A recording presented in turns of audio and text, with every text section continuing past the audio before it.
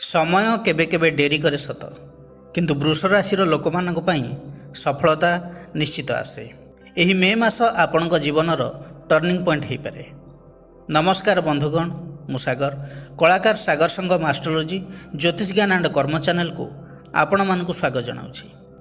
ଆଜି ଆମେ ଆଲୋଚନା କରିବା ବୃଷ ରାଶିର ଜାତକ ଜାତିକାମାନଙ୍କ ପାଇଁ ଏହି 2026 ମସିହା ମେ ମାସ କିପରି କଟିବ, ଗ୍ରହମାନଙ୍କର ସ୍ଥିତି କ'ଣ ରହିଛି, ନବଗ୍ରହମାନେ କି ଫଳ ଦେବେ, ସବୁକିଛି ସ୍ୱାସ୍ଥ୍ୟ, ଶିକ୍ଷା, love relation, married life, finance, job or profession ଏବଂ ବିଜନେସ୍ ବିଷୟରେ ଡିଟେଲ୍ସରେ ଆଲୋଚନା କରିବା। ଆସନ୍ତୁ ପ୍ରଥମେ ନଜର ପକାଇବା ଏହି ମାସର ଗ୍ରହ ଗୋଚର ସ୍ଥିତି ଉପରେ। ଆପଣଙ୍କ ରାଶିରେ ଶୁକ୍ର ଅବସ୍ଥାନ କରିଛନ୍ତି, ଦ୍ୱିତୀୟରେ ବୃହସ୍ପତି, ଚତୁର୍ଥରେ କେତୁ ଅବସ୍ଥାନ କରିଛନ୍ତି। ରାହୁ ଅଛନ୍ତି ଦଶମ ସ୍ଥାନରେ, ଶନି ମଙ୍ଗଳ ଅଛନ୍ତି ଏକାଦଶରେ ଏବଂ ଦ୍ୱାଦଶ ସ୍ଥାନରେ ଅଛନ୍ତି ରବି ଏବଂ ବୁଧ। ରବି ଏବଂ ବୁଧ ମେ 15 ତାରିଖ ଠାରୁ ବୃଷ ରାଶିରେ ଅବସ୍ଥାନ କରିବେ। ମଙ୍ଗଳ ମେ 11 ତାରିଖରେ ସ୍ୱରାଶି ମେଷରେ ଅବସ୍ଥାନ କରିବେ ଏବଂ ଶୁକ୍ର ମେ 14ରେ ମିଥୁନରେ ଅବସ୍ଥାନ କରିବେ। ବନ୍ଧୁଗଣ, ଏହି ବିଚାର ଜନ୍ମରାଶି ଚନ୍ଦ୍ରରାଶିକୁ ଆଧାର କରି କରାଯାଇଛି। ଯେଉଁମାନଙ୍କର ବୃଷ ରାଶି ଓ ବୃଷ ଲଗ୍ନ, ସେମାନଙ୍କ ପାଇଁ ଏହି ଭିଡ଼ିଓ ଅଧିକ ଫଳପ୍ରଦ ହେବ ବୋଲି ଆମର ଆଶା ଓ ବିଶ୍ୱାସ। ପ୍ରଥମେ ଆଲୋଚନା କରିବା ଏହି ମାସରେ ଆପଣଙ୍କର ସ୍ୱାସ୍ଥ୍ୟ କିପରି ରହିବ। ପ୍ରଥମ ଭାବ ଆମ ଶରୀର, ଆମ ଇମ୍ୟୁନିଟିର ଭାବ। ଲଗ୍ନ ଭାବର ଅଧିପତି ଶୁକ୍ର ସ୍ୱଗୃହରେ ଅବସ୍ଥାନ କରିଛନ୍ତି ବୃଷ ରାଶିରେ। ତେଣୁ ସ୍ୱାସ୍ଥ୍ୟ ସାଧାରଣତଃ ଭଲ ରହିବ, ଶରୀରରେ ଏନର୍ଜି ରହିବ, ଆପଣ କନଫିଡେଣ୍ଟ ରହିବେ। କିନ୍ତୁ ଅଧିକ ମିଠା ଜାତୀୟ ଖାଦ୍ୟ, ଅଏଲ୍ ଫୁଡ଼୍ ଖାଇବା ଦ୍ୱାରା ୱେଟ୍ ଗେନ୍ କିମ୍ବା ସୁଗାର ରିଲେଟେଡ୍ ପ୍ରୋବ୍ଲେମ୍ ହୋଇପାରେ। ଥ୍ରୋଟ୍, ଫେସ୍, ସ୍କିନ୍ ରିଲେଟେଡ୍ ଛୋଟ ମୋଟ ସମସ୍ୟା କିଛି ରହିପାରେ।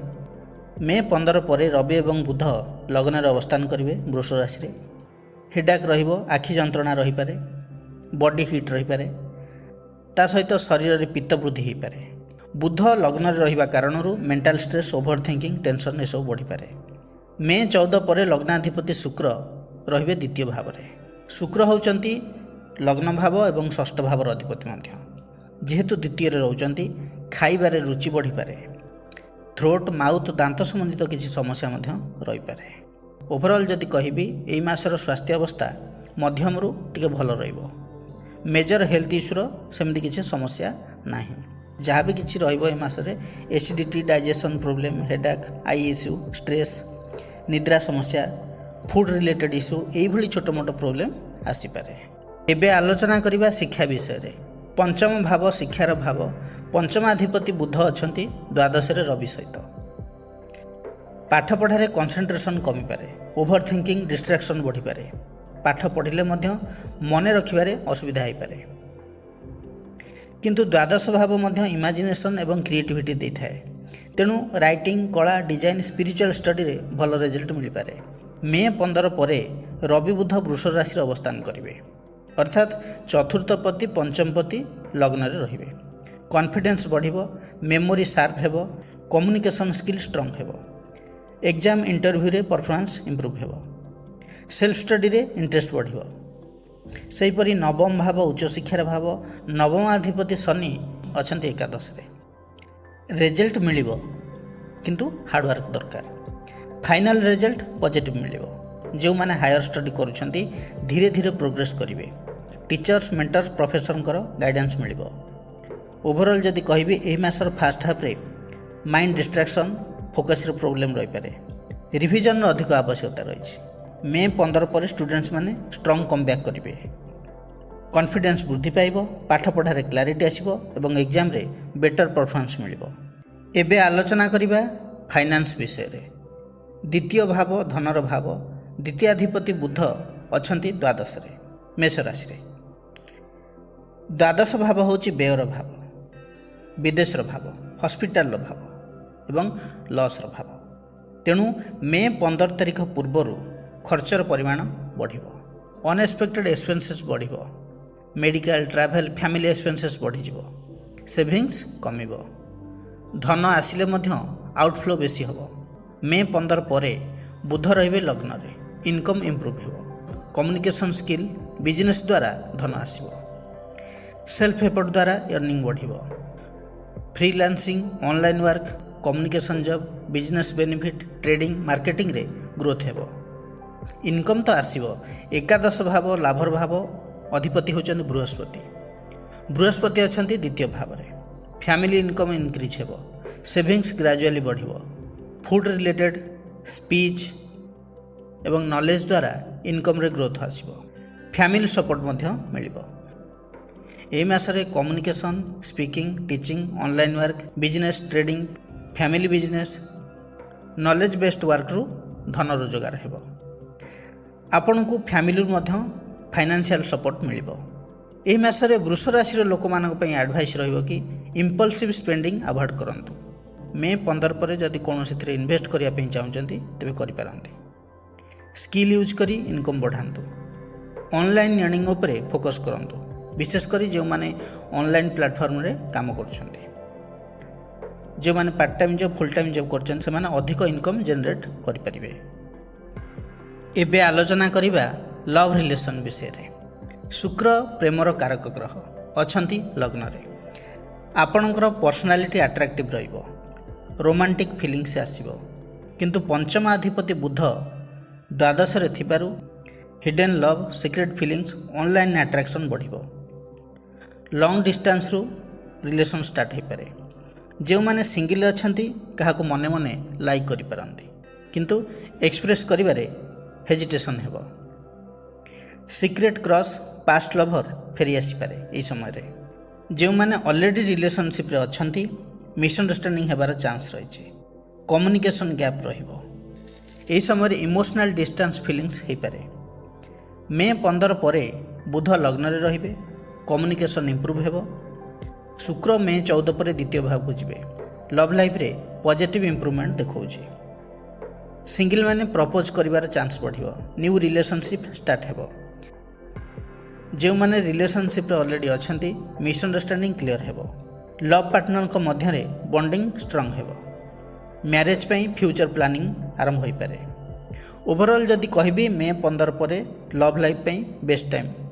रिस्क टाइम होची मासर फर्स्ट हाफ तेणु मिसअंडरस्टैंडिंग आर्गुमेंट को अवॉइड करंतु। एबे आलोचना करिबा विवाह और दाम्पत्य जीवन विषय रे। विवाह कारक ग्रह शुक्र लग्न रे स्वगृही अछंती वृष राशि रे। दृष्टि दउचंती सप्तम भाव को। स्वामी स्त्री मध्य रे आकर्षण बढ़िबो। अंडरस्टैंडिंग ठीक रहिबो। इंटरनल बॉन्डिंग बढ़िबो जो माने रिलेशनशिप रे अछंती। अविवाहित मानक पई मैरिज प्रपोजल आसी पारे एवं फैमिली रे डिस्कशन मध्य होई पारे। सप्तम भाव विवाह दाम्पत्य जीवनर भाव। सप्तमाधिपति मंगल अछंती एकादश रे संयुक्त होइकी। एही शनि मंगलंकर एकाठी मिश्रित फल देई पारे। रिलेशन रो किछि गेन मिल पारे किंतु शनि एठी डिले एवं सीरियसनेस दउची। फैमिली अप्रूवल स्लो हेबो। लव मैरिज केस रे टिके पछको हटिबाको पड़ी पारे। मे 1 रु मे 14 मध्य रे रिलेशनशिप स्ट्रांग रहिबो। मैरिज प्रपोजल संभावना रहिछि बट डिले हेबो। फैमिली प्रेशर रहिबो। मे 11 पर सप्तमाधिपति मंगल द्वादश रे रहिबे। दाम्पत्य जीवन रे किछि चैलेंजेस आसी पारे। छोट मोट झगड़ा मिसअंडरस्टैंडिंग बढ़िबो। फिजिकली एवं मेंटली डिस्टेंस बढ़िबो। अननेसेसरी एक्सपेंसेस किंबा लाइफ पार्टनर हेल्थ इश्यू पई हॉस्पिटल रे खर्च होई पारे। स्वामी स्त्री मध्य रे इगो क्लास चली पारे। कौन सी सीक्रेट कथा को नहीं इश्यू मध्य आसी पारे। मे 14 पर शुक्र जीवे मिथुन को। शुक्रंकर प्रोटेक्शन कमी जीवो। Romance level कमिबो। अट्रैक्शन भी कमिबो। ओवरऑल जदि मे मासर स्थिति कहबी प्रथम 15 दिन मैरिड लाइफ ठीक रहिबो। लास्ट 15 दिन टिके केयरफुल रहिया पड़िबो। सेमती विवाह पई मे 14 भितर अनुकूल स्थिति रहिछि। मे 15 पर डिले एवं कन्फ्यूजन रहिबो। एबे आलोचना करिबा बिजनेस विषय रे। सप्तम भाव बिजनेस रो भाव।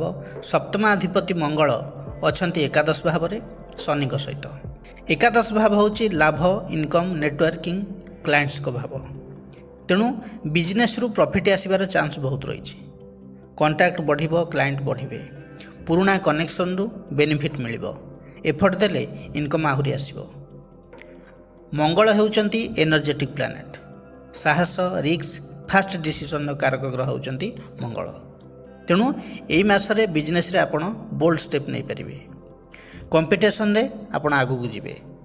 मंगल जेहेतु फायर प्लैनेट झगड़ा आर्गुमेंट हेबार मध्य चांस अधिक रही। बिजनेस पार्टनर सहित इगो क्लास चलीपे। मे 11 पर मंगल जीवे द्वादश भाव को। मेष राशि रे सुगृही रहिबे। जदि पॉजिटिव दृष्टि देखिबा फॉरेन कनेक्शन, ऑनलाइन बिजनेस रे ग्रोथ, हिडन इनकम सोर्स बढ़ी पारे। सेहीपरि नेगेटिव साइड जदि देखिबा द्वादश भाव एक्सपेंसेस और लॉस रो भाव। सडन एक्सपेंसेस बढ़ी पारे, प्रॉफिट आसिले मध्य सेव करबा कष्टकर हो जिवो। इनकम आसीबो ता सहित एक्सपेंसेस भी आसीबो। केयरफुल प्लानिंग दरकार। कौनसी थिरे इन्वेस्ट करबा पूर्व चिंता करबा दरकार। एही मासरे मंगलंकर एनर्जी प्रभाव भल थिबारु technical work, online work, digital marketing, construction related work, land and property related business भल चलिबो। जो माने जिम फिटनेस सेंटर खोलचंती, फिजिकल ट्रेनिंग देउछंती, स्पोर्ट्स रिलेटेड बिजनेस करछंती, एनर्जी रिलेटेड वर्क करछंती, से माने लाभवान हो पारंती। मे 15 पर वाणिज्य कारक बुध रवियुक्त हो लग्न रे रही सप्तम को दृष्टि देउछंती। बुध होउचंती बिजनेस, कम्युनिकेशन एवं मार्केटिंग रो कारक ग्रह। रवि होउचंती अथॉरिटी, कॉन्फिडेंस, लीडरशिप रो कारक ग्रह।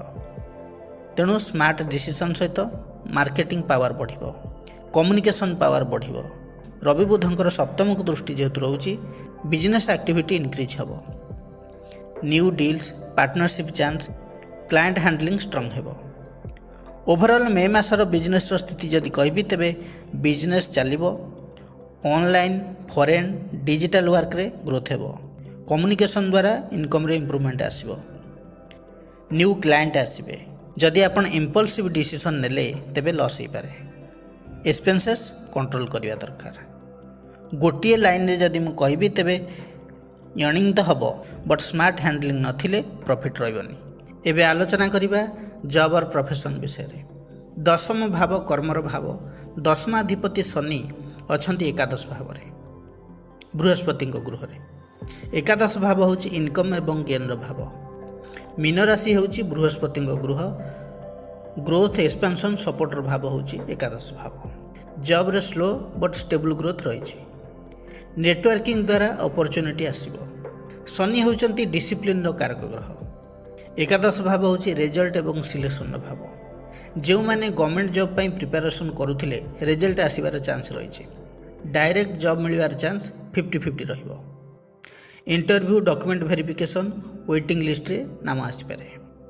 जो माने प्राइवेट सेक्टर, कॉर्पोरेट सेक्टर रे जॉब करछंती जॉब चेंज हो पारे। सैलरी इंक्रीमेंट होबार पॉसिबिलिटी भी रही। जो माने जॉब पई ट्राई करछंती प्राइवेट रे रेफरेंस किबा कांटेक्ट द्वारा जॉब मिल जिवो। मे 15 तारिख पर अधिक मूवमेंट देखा मिल। जो मानकर क्वेश्चन अच्छी कि मास जॉब मिल कि नहीं तेरे से आंसर होची हाँ। यही मे रे फ्रेशर मान को जॉब मिलवार चांस बहुत रही। बट डायरेक्ट भाव में नुहे, रेफरेंस द्वारा old contact, social circle through रे जॉब मिल जिवो। जो माने ऑलरेडी जॉब रे अछंती सेमानकर increment, department change, promotion, role change ए सबुरो पॉसिबिलिटी रही। जो वृष राशि व्यक्तिशेष माने government sector, administrative work, revenue department, banking, finance, account, IT sector, data analysis, technical work, education line involve अछंती से माने बेनिफिट पाइबे। किंतु शनि जेहेतु कर्माधिपति एकादश अछंती डिले, प्रेशर एवं हार्डवर्क बेसी रहिबो। शॉर्टकट फॉर्मूला जदि अप्लाई कले तेबे आपण बेनिफिट पाइबे नाही। कंसिस्टेंसी रखिले स्ट्रांग सक्सेस मिलिबो। वृष राशि व्यक्तिशेष माने प्रतिकार कौन करेंगे? आपणकर राशियाधिपति हेले शुक्र। शुक्रंकर बीज मंत्र को जप करंतु। मंत्रटी है ओं द्रांग द्रिंग द्रौंस शुक्राय नमः। दैनिक 108 थर जप करंतु। व्यवसाय रे शुभ फल पाइबा, आर्थिक स्थितिर सुधार पाई बुधवार दिन भगवान गणेशंकर पूजा करंतु। गाई को सबुज घास खाइबा को दियंतु। सेहीपरि मंगल हेले सप्तमाधिपति।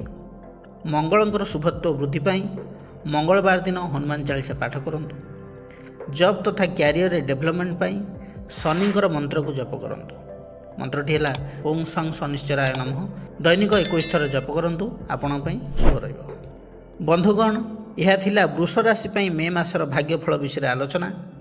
जदि भिडियोटी भल लगी थाए तेबे लाइक, कमेंट, शेयर करिया पई जमार भी भूलिबे नाही। पुणी आसबि आउ एक नुआ अध्याय को नहीं। से पर्यंत रहुछि नमस्कार।